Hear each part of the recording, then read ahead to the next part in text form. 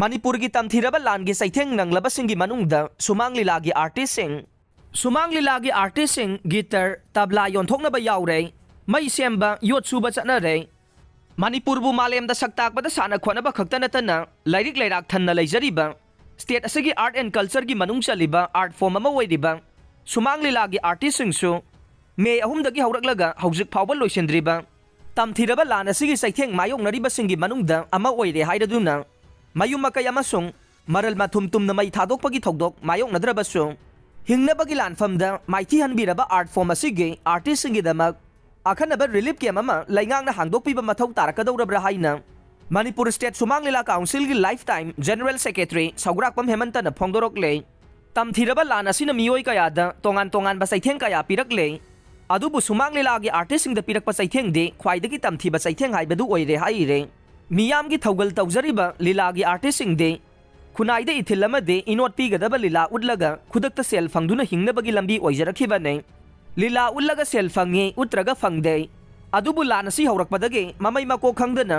अवा चैथेंग नंगलब मणिपुर मियामगी मरक्ता लीलागी आर्टिस्ट सिंगदे मसागी सिंथा पांगबा यादना था निपान लैसिलकपना योना सोअलब हंगोइगी फिबमदा लैरे हाइरे महैरोइ सिंगी फाउबा मतम कुइना महि मसिंग तंबा फंगनरुद्रबसो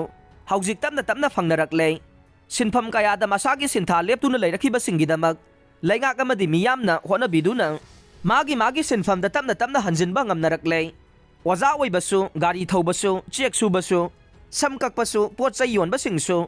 हानगी फिबमगा मानद्रबा फाउबदा तमना तमना मसागी मथौसिंग पांगथोकसबा फंगनरकले अदुबु लीलागी आर्टिस्ट ओइरगा इमुंग पुदुना मसा मसु योगथाक्तुना सेमलकलिबा आर्टिस्ट सिंगदे हौजिक फाउबदा सिंथा लेबलकपा था निपान सुजिलकले सुमांग लीलागी पार्टी अमदा यामद्रबदा आर्टिस्ट नुपा मसुंग नुपी साबे पुल्लगा तरागा माथोय मुक्लै मसिगी मथक्ता नुपा मसुंग नुपीगी खोंजेल सकपा मियोय अने लीलागी तंगाई फदबा मचाक ओइरिबा म्यूजिकल इंस्ट्रूमेंट सिंग याउरगा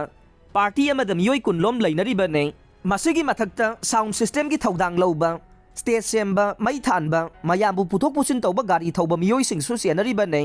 अदुना यामद्रबदा मियोय कुनमरी कुनमंगा याउरिबा पार्टी तरामुक असिगी इमुंग सिंगदे हौजिक करम फिबमदा लैरमगदगे हाइबदु खंथबियो कोविड-19 लांदारकपदगी सांगलबा सही अनिरोमसु मी पुनबा यादबदगे आर्टिस्ट सिंगना सिंथा लेपलुबगी सैथेंग मायोकनख्रबा मतुंग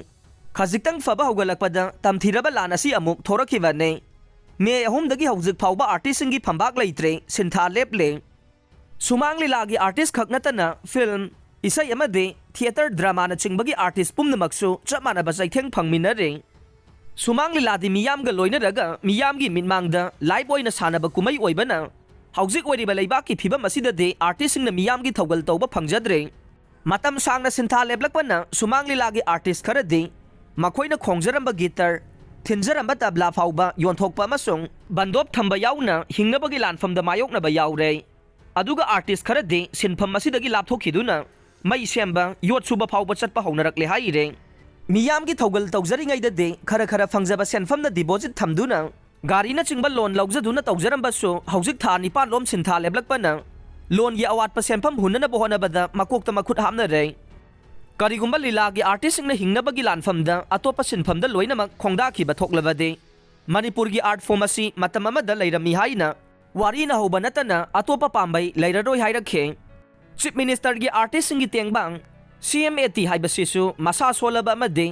अहल ओइरबा आर्टिस्ट सिंगदा पेंशन ओइना सेल खर खर पीबगी वाने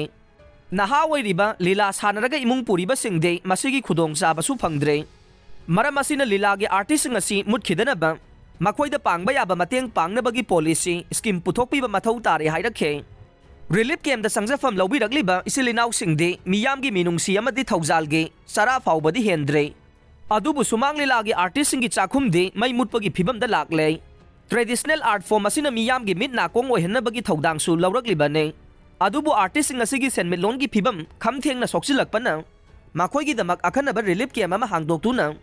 थंबीबा मथौ तारबरा हाइबगी वहंगसु मणिपुर स्टेट सुमांग लीला काउंसिल की लाइफ टाइम जनरल सेक्रेटरी असिना हंगलकले